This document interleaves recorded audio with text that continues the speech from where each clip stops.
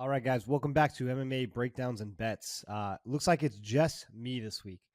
Santino has been super busy with other things, and we're both a little bit under the weather. So here I am trooping through. We're gonna get this one done. You know what an awful second option, right? All right, guys, let's just start from the bottom as per usual. We're all about business this week. No hijinks. I got my tea, and we're ready to rock. All right. So first up, we have Tyson Nam and Bruno Silva. Now, Bruno Silva is a fight-ready guy. I have trained with him for years and years. Santino has coached him for years and years. He came in to help Henry Cejudo with his camp a million years ago. He's legit. He is so good.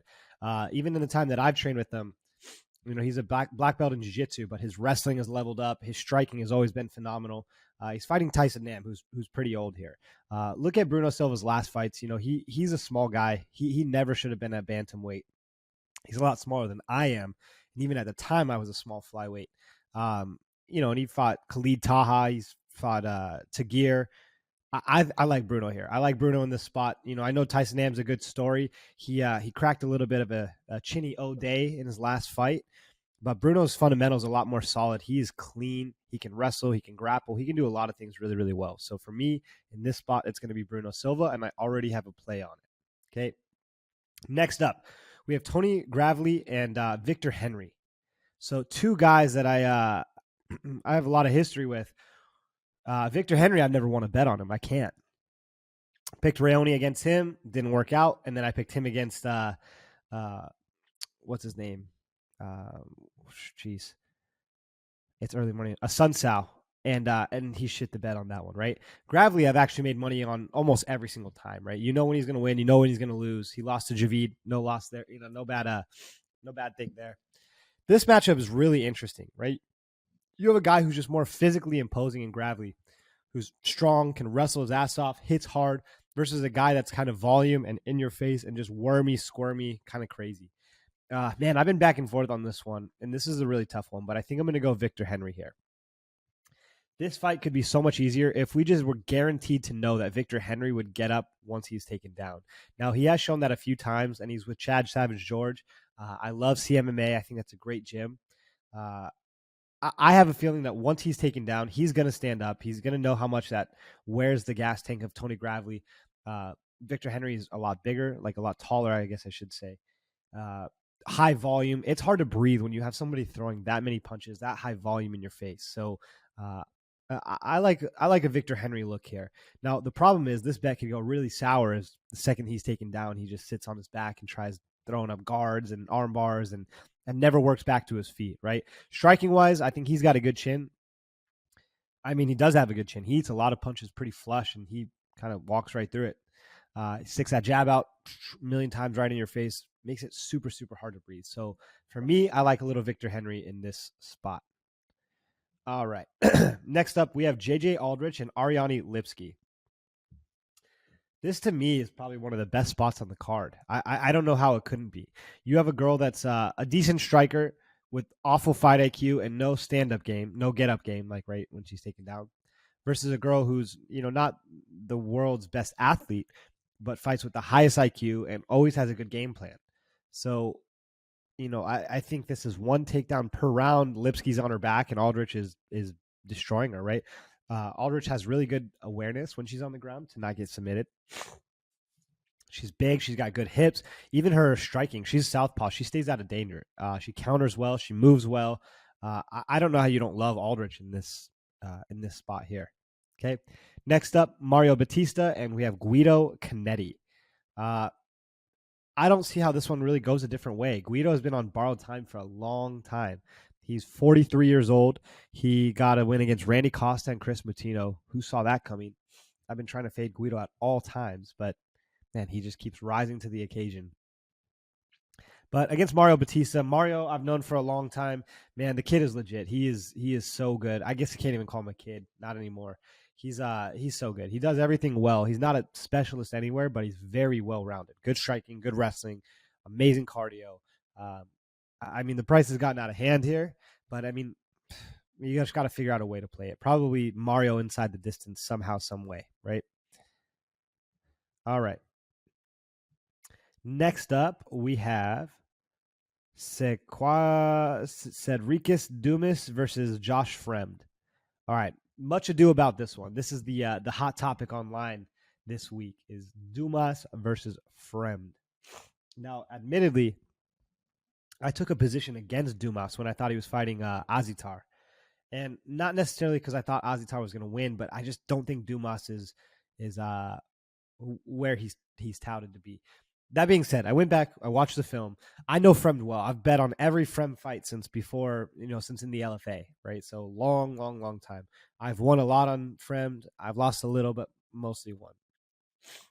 Dumas, man, I didn't think he was going to beat Pinage, whatever the guy's name is, because I know that guy pretty well too, right? Going back to his tape, people can say what they want. Say, oh, he's only fought cans. He's never fought anybody good. But at the end of the day, he's got good cardio, right? He went 3 hard rounds, wrestling hard. That's what I look for when I'm watching tape and I'm sitting there watching guys and evaluating their cardio. It's how hard did they have to work? It doesn't matter necessarily the opponent. How hard did they have to work in that fight, and how well did they still hold up? And the thing I'm seeing from Dumas is good hips. He scrambles to the top. His striking is not picture perfect, technical, and excellent, but he throws hard. He throws with conviction. He's in your face with it. He counters well. He's got good reflexes. He's got black athleticism, right? And Fremd on the other side, man, has he let me down. I always want to like Fremd. I want to think of him as this jabbing, low kicking, mixing the takedowns, and he just does really, really well. But the problem is he breaks. The problem is the second that he doesn't get going what he needs to, he's out. And the way that I see this fight going is I don't give him a huge advantage on the feet, to be honest with you. He doesn't throw with power. He doesn't really commit to his strikes. He's death by a million cuts. He's going to calf kick you 100 times. He's going to jab you 100 times and then hope you start to break down. I see Dumas, if he gets uncomfortable on the feet, he's going to take Josh down. Josh doesn't have great takedown defense, and it's weird because, he's a decent wrestler, at least offensively. I think the second Dumas gets uncomfortable on the feet, he takes Josh down. I don't even know if he'll be uncomfortable on the feet. Maybe he pieces him up here. I just think the athleticism gap is just too much for this matchup, right? The scrambles, Josh is going to lose. The fighting for top position, Josh is going to lose. He's been, out grappled in his last few fights, taken down, got his back taken. I would love to fade Dumas, but I'm not really even sure why, though. Like, he hasn't shown me anything that's like, man, screw this guy. But I'm going to go Dumas here. I don't think this is the time for Fremd. All right. Next up, we got Raphael, assuncao, and Davey Grant. I think I like some Davey Grant in this spot. Now, I think a lot of recency bias is playing off onto the assuncao price, right? He looked good in his last fight against Victor Henry and came up with this master plan to kind of play on the outside and then rush in when it's time. I think Davey Grant's a much better boxer, and he's got really high volume. He hits with conviction. He hits hard, and he's an ultra veteran as well. It's hard to see assuncao pulling this off 2 times in a row. And then other than that, assuncao's chinny, not the greatest cardio in the world. I like me some Davey Grant. Davey fights hard. It's hard to know what to say about these guys, right? When you're sitting here on the spot, you're like, he's good. He's really good. He's going to be in his face. But I do like the fight style of Davey Grant. He slows down, but he throws 10,000 punches before he slows down just a little bit. He's tough. He's in your face. And he strings combinations together. Whereas Victor Henry was kind of tapping, but could never really get a beat on him because he was in and out. Davey will put combinations together, and that's what I like. I can't see assuncao putting this game planning together 2 fights in a row. So for this one, I'm going to go Davey Grant. All right. Next up, we have Lukasz Brzeski versus Karl Williams. Again, this is a hard one to go any other direction for me besides Karl Williams. Brzeski is awful, and he's a guy that I've hated for a long time. And actually, he came back and really impressed me in his last fight. So let's take a look at his record. So honestly, I had a big play on Martin Buday. He should have won that fight. He looked way better. He was winning that fight. Buday didn't come with any of the game plan that we were thinking that he would, right? His contender series fight, he fought Dylan Potter, which is no prize. He beat a very middling guy. The most alarming one was probably against Michael Kita, that draw decision. The guy has got some of the worst cardio ever. I mean, his cardio is legitimately awful. He already has kind of mediocre, not great skills, but then you factor in the cardio, and that's something different, right? And we saw Carl Williams in his Contender Series fight. He fought a Penn State wrestler. Let's see, geez, what's his name? God, when I'm sick, I forget everything. Yeah, Jimmy Lawson. And we know Jimmy Lawson. If you've been with my group for a while, we bet on Jimmy Lawson on LFA and all kinds of things, right? So we know Jimmy pretty well. He's always won fairly easily. Carl Williams taking him down, gassing him out, beating his ass. I don't see how it goes any different here. Brzeski doesn't have amazing takedown defense. He's got bad cardio. 1 round to break versus Williams, who's far more athletic, just moves a lot cleaner. He's not awful on the feet. Brzeski's not really putting guys away anyways. So, give me some Carl Williams. I really like this spot. Give me Carl Williams. Give me overs, takedowns. It's good to go. All right. Next up, we have Vitor Petrino versus Anton Turkalj, the pleasure man. You guys remember a few months ago when I was like, yeah, I thought it was this one Brazil. I think it was the guy who fought Abdul Razak Al Hassan. I was like, I thought it was this one Brazilian, but it wasn't. It was a different one. Vitor's who I was looking for. Man, I think this guy's clean. I look at his body, and I hate betting on these style of fighters. These huge, muscled up guys, you just see them, their gas tank dwindling, right? But, man, the guy got to finish, I think the 3rd round on the Contender Series fight. And it was, beautiful. Let's see.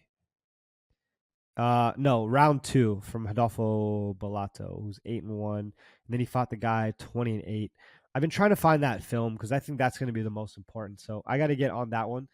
But just watching his skills in Contender Series, man, the guy's good. He's got very, very good hips. He's got a good fight IQ. His striking, he really knows what he's doing, right? He's hitting his feints, his counters. He's slipping and ripping, and he's putting them together. I was way less than impressed with Anton Turkalj's film. I hated his pre-UFC film. He beat a dinosaur on the Contender Series, and then he goes to the UFC and he loses his first one. I don't really know where this guy ranks. I think the read on this for people is that he's going to stick to Vitor like glue and just take him down over and over. But his wrestling is really not that good. His striking is pretty non-existent. Keeps his chin up in the air. He's kind of loopy and wild. Really, the only way I could see you getting to an Anton bet here is if you're banking on the cardio being bad. But man, Vitor was still pressing hard in round 2 after tons of grappling exchanges, swinging hard, swinging for the fences, and still had enough gas to put him out. So, I think this one's going to be ugly. I think Vitor is going to run away with this one, and it won't be pretty. So, I'm going Vitor Petrino in this spot. All right. Next up, we have Said Nurmagomedov versus Jonathan Martinez. Now, this is probably the fight I'm going to be most excited for. 2 strikers, right? Now, the last fight, it's good. It's interesting because we do get a lot of bias, right? From fight to fight, we get a ton of stuff, and I think Said's price has dropped considerably because of his last fight. He's fighting a guy who's a dog on a bone who wouldn't let him rest, Said Yukub. And I chose Said Yukub there. I thought Said Yukub was going to be the one to beat Said. And, man, that bet was looking good for a long time until it wasn't, right? But now you give Said a guy who's comfortable in the pocket, who's going to strike with him. This is going to be a kicking exchange. It's hard to know where to go with this one. So lately, value B over here. I've been playing a lot of dogs for purely value. I think I like some Jamar in this spot on a value play. Do I necessarily think he's going to win a fight? No, I think it's a really close fight. I think it should be very closely lined. But in a kicking fight, where it's 2 really long guys that like to stay at range, they don't throw hands a lot. Give me the guy who's going to throw a million leg kicks, who's pretty educated. Jonathan Martinez, when he does throw hands, is very, very clean. His hands are good. He can put them together, but he's mostly a kicker, right? 2 guys are going to stand at range and kick with each other. Give me the dog money on the young up-and-coming bull, the young bull. The thing I don't like about Said Yukub is he just throws too much spinning stuff. He's always throwing spinning stuff. You guys called me crazy last week for thinking Grasso was going to win. I think I was one of the only ones to call the Grasso win. But I just hate Valentina throwing spinning stuff. I hate her inactivity. I hate her on her back. I hate spinning stuff. Said Nurmagomedov is probably the only one I actually do like his spinning stuff. But even then, I think Jonathan Martinez is good, man. So give me a little bit of value here. I'll take Jonathan Martinez. All right. Next up, Ricardo Ramos versus Austin Lingo. This is a tee up spot for Mr. Ricardo Ramos. Lingo came back to win his last fight against Luis Saldana, and he beat Jacob Kilburn, who shouldn't have been in the UFC. Lost to Yusuf Zalal. That was a cardio thing, right? That was a cardio play. He was not winning that fight until Lou death gassed, right? And Ramos is good. You can see Ramos put 3 rounds together. I mean, he's very solid. His striking is so good. His back takes are unbelievable. Weirdly, he can wrestle just a little bit for a Brazilian. I really like Ricardo Ramos. I really think he's the truth. And this is a tee up spot for him to look good. He's a young, exciting prospect that's out of Brazil. Lots of finishes, lots of flashy stuff. This is just another spot for him to look really, really good. I think this is don't overthink it. If he had bad cardio, we'd be talking a different story. Maybe Lingo gets his ass beat for 2 rounds and comes back in the third. But now for me on this one, I like me some Ricardo Ramos. All right. Moving right along, we have Nikita Krylov and Ryan Spann. I'm going to go right back to the well with Krylov. I think he really legitimately is that good. I know a lot of people are on Spann. He's too wide for me. Like his punches come too wide. He leaves too much of an open stance. His cardio is not the best, right? And we saw Krylov push a crazy pace against Ozdemir. I mean, the blast doubles he was hitting, the striking looked clean. He stayed safe until he was able to get what he wanted. I mean, he did get tagged a few times. But Krylov knows what he wants to do, right? He wants to drag you to the mat, beat you up. That be the end of it. I see the harder that Krylov makes Spann work, the easier this fight's going to get for him. So I'm going to take the guy that can just put together 3 solid rounds over the guy that's kind of a first round or bust maybe, right? I don't see Ryan Spann throwing out jabs and sprawling and brawling for 3 rounds like I could see Krylov taking him down, grinding him out for 3 rounds. So give me a little bit of Nikita Krylov in this spot, okay? All right, next up, Alexander Volkov versus Alexander Romanov. Man, this is a crazy matchup. I can't believe people are so confidently on Romanov, especially after that last one. We've seen in almost every fight he gasses, and honestly, I think he could be really good. I think he could avoid the gassing altogether. But the problem is he doesn't just want to do what's effective. He wants to do what's flashy, what looks really cool, right? Instead of just putting your knee in front of the other guy's knee and dragging him to the mat, dag riding him, he wants to do suplexes, all suplexes over your head, running these crazy suplexes. Well, the problem is he's a big heavyweight. He doesn't have good cardio to begin with. And now you're going to tax your entire system by tossing heavyweight grown men over your head repeatedly, over and over and over. If he doesn't do that, right? If he doesn't tax himself and do that to himself, I think he wins fairly easily here. His takedowns are incredible. I mean, I know Kutalaba's not the top of the division, but his takedowns are excellent, right? He reminds me of Sergey Spivak. Amazing takedowns. He does a lot of like judo, a lot of trips, a lot of really, really cool stuff, right? And Romanov's the same kind of way. So, he doesn't act like an ape. I think he wins easily. He does act like an ape. The problem is taking down someone 6'7" is really hard. When you're tall like that, you have tall man defense, right? You just kind of keep good balance. You hop around. Guys have to work a lot harder to take you down. So in a world where cardio does exist, now I'm looking at Volkov because Volkov is so tall. If he doesn't die out in the first round, those takedowns are going to get slower and harder each and every single time. And he does have decent takedown defense. I mean, he's in the 70s, 80%. Volkov is. At range, that's going to be tough, right? Getting inside of that range, those long punches, kicks, knees. Man, this is a tough one. This is probably the biggest one I'm split on because Romanov has all the tools to do this and do this fairly easily, but you're depending on his awful, awful fight IQ. And has it increased that much in that short of a time? Now, Volkov, I haven't been on him for a while. He just looks so slow. He looks like he fades out pretty well too. You know what? No, give me Romanov. I'll take Romanov on this one. I like some Romanov here. I think we're going to be okay on this one. All right. That takes us to the main event of the evening. This is a nice short little podcast, guys. We're just gonna kind of get through this.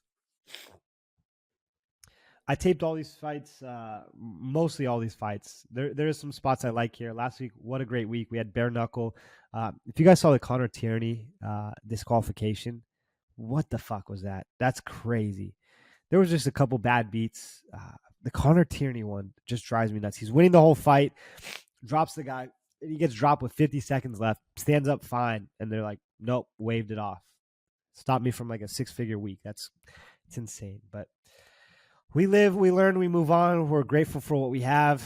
I had a nice week. I got a nice little new timepiece, little Omega. Just released one. So whatever. It is what it is. All right. That takes us to the main event of the evening. We have Petr Yan versus Merab Dvalishvili. I'm a big Petr Yan guy. I love Petr Yan. I still have two Petr Yan cards if anyone wants to buy them.